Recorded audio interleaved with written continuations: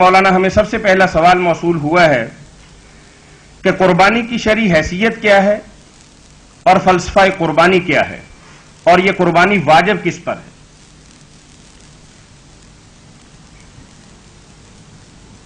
قربانی کے بارے میں پہلے تو یہ بات ذہن نشین ہونی چاہیے کہ یہ واجب نہیں ہے. واجب بہت تھوڑے لوگوں نے کہا اور ان کے پاس کوئی دلیل نہیں. جو بھی دلائل ان کے وہ مخدوش ہیں, ان میں کچھ جان نہیں ہے. واجب نہیں ہے, سنت ہے, کرنی چاہیے, اجر کا کام ہے. اور اگر کوئی باوجود طاقت کے کسی سال نہ بھی کرے مگر انکار نہ کرے کہ قربانی کوئی شے نہیں, اس کو حقیر نہ جانے, چھوڑ دے, جیسے سنت کو ترک کر دیا جاتا کبھی, تو وہ مجرم نہیں ہوتا.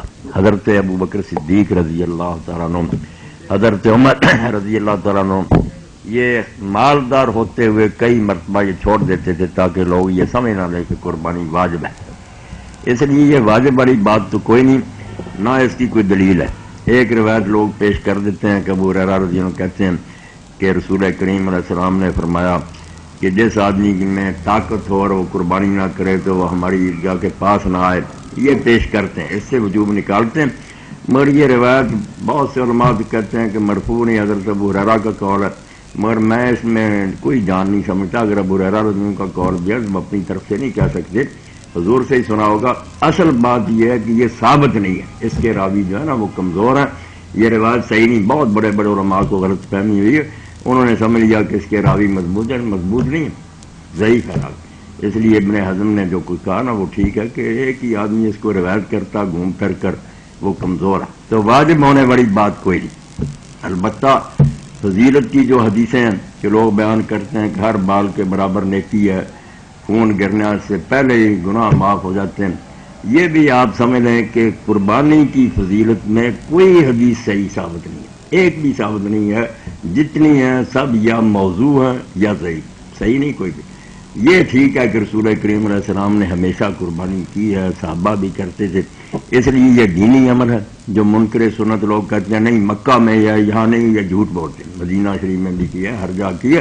قربانی دین کا ایک حکم ہے, شرعی بات ہے, مگر فضیلت میں کوئی حدیث ثابت نہیں اور واجب ہونے کی کوئی دلیل نہیں. اس لیے یہ سوال جو ہے نا کس پر واجب ہے وہ ختم ہی ہوگا. کسی پر بھی واجب نہیں ہے. جس کو اللہ نے توفیق دی اس کو کرنی چاہیے. مگر اس بارے میں بھی صحیح طریقہ یہ ہے کہ گھر میں ایک قربانی ہونی چاہیے, وہ سارے اہل خانہ کی طرف سے کافی ہے. وہ 15 20 مرد عورتیں سب کی طرف سے وہ ایک جانور ہی کافی ہے. صحابہ کہتے ہیں کہ رسول کریم کے زمانے میں تو یہی ہوتا تھا, ایک جانور سارے اہل بیت کی طرف سے کافی ہوتا تھا. اب لوگوں نے نمائش کی بات بنا لی ہے, بہت سارے جانور ذبح کرتے ہیں اور کئی پوچھتے رہتے ہیں کہ یہ تو آپ کی میری کہاں. حضرت ابو ہریرہ رضی اللہ عنہ کے گھر والوں نے ان سے کہا کہ ہماری قربانی, انہوں نے کہا میری بھی ہے تمہاری بھی ہے سب کی ہے, اس فکر میں کیوں پڑتے ہو, ایک ہی کا. اور زیادہ سے زیادہ آدمی کو چاہیے اگر سنت کی پیروی کرے تو 2 کرے, 2 سے زیادہ نہیں یہ کرنی چاہیے. رسول کریم علیہ السلام نے بھی یہ مدینہ والی قربانی جو ہے اضحیہ جو ہم کرتے 2 سے زیادہ نہیں جانور کیے.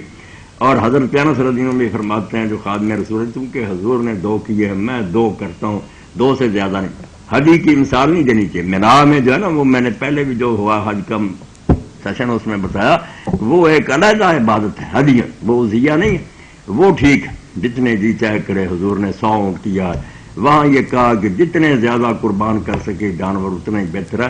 2 ہی عمل بہتر قرار دیے, لبیک زور زور سے کہنا اور خون زیادہ بانا. یہ وہاں کی بات ہے. یہاں آپ نے زیادہ سے زیادہ 2 کیے, اس سے زیادہ نہیں کوئی کیے, تو بہتر یہ ہے کہ ایک ہی جانور سب گھر والوں کی طرف سے جو ایک چولہے پر کھاتے ہیں نا ان کا ایک ہی جانور کافی. جی جزاکم اللہ. مولانا جیسا کہ ابھی آپ نے فرمایا کہ دکھلاوا نہیں ہونا چاہیے, تو اب زکوٰۃ جو ہے یہ فرض کے اندر آتی ہے, تو ہمارے ملک کا ایک بہت بڑا طبقہ جو ہے وہ زکوٰۃ کی طرف تو توجہ نہیں دیتا, لیکن قربانی لازمی کرتا ہے کیونکہ بچے آ کے تنگ کرتے ہیں کہ ساتھ والوں نے قربانی لے لی ہے ہم نے کب لینی ہے, تو دیکھا دیکھی قربانی کرنی لازمی سمجھتے ہیں جبکہ زکوٰۃ وہ لوگ نہیں ادا کرتے. اس سے تو طاہر بھائی پتہ چلتا کہ یہ لوگ نفس کے بندے ہیں, اللہ کا حکم سمجھ کر نہیں کرتے, ورنہ پہلے زکوٰۃ دیتے. قربانی رہ بھی جاتی کوئی بات نہیں, زکوٰۃ جب نہیں دیتے نا صرف قربانی تو پتہ چل گیا کہ ان کی نیتوں میں فطور ہے. اور میں کہتا ہوں اگر شریعت موسیٰ والا حکم ہوتا کہ تم کھا نہیں سکتے سارا گوشت جلا دیا جائے گا تو یہ لوگ قربانی بھی نہ کرتے. یہ اس لیے کرتے ہیں کہ فریجیں بھر لیتے ہیں, پہلے سے صاف کر لیتے ہیں نا سارا اس میں رکھ لینا, کھاتے پیتے رہتے. اور ہر اچھی چیز اس میں رکھ لیتے ہیں، جو چیز کھانے کو جی نہیں چاہتا وہ دوسرے لوگوں کو، مسکینوں کو دے دیتے ہیں. یہ قربانیاں نہیں، یہ ان کے منہ پر ماری جانے والی بات ہے. اسی لیے تو اللہ پاک نے صاف اعلان کر دیا کہ مجھے نہ خون چاہیے نہ گوشت چاہیے، مجھے تو تمہارے دلوں کا تقویٰ چاہیے. اگر دل میں میرا خوف نہیں، محبت نہیں، میری رضا کا خیال نہیں، تو میں نے یہ گوشت اور خون کیا کرنا، کچھ فائدہ نہیں. جی بعض لوگ قربانی کے بارے میں یہ بیان بھی دیتے ہیں کہ اگر یہ سارا روپیہ جو ہے، جیسا کہ آپ فرما رہے ہیں کہ خود ہم اپنے آپ پر اوپر ہی خرچ کر کے کھا پی جاتے ہیں، فریجوں کے اندر جمع کر لیتے ہیں، اپنے عزیز و اقارب پر خرچ کرتے ہیں، تو یہی رقم اگر ہر سال اکٹھی کر کے امت مسلمہ کے کسی تعمیری کام کے اندر لگائی جائے تو کیا ایسا کرنا ممکن ہے؟ نہیں، یہ بھی ایک قسم کی گمراہی ہوگی.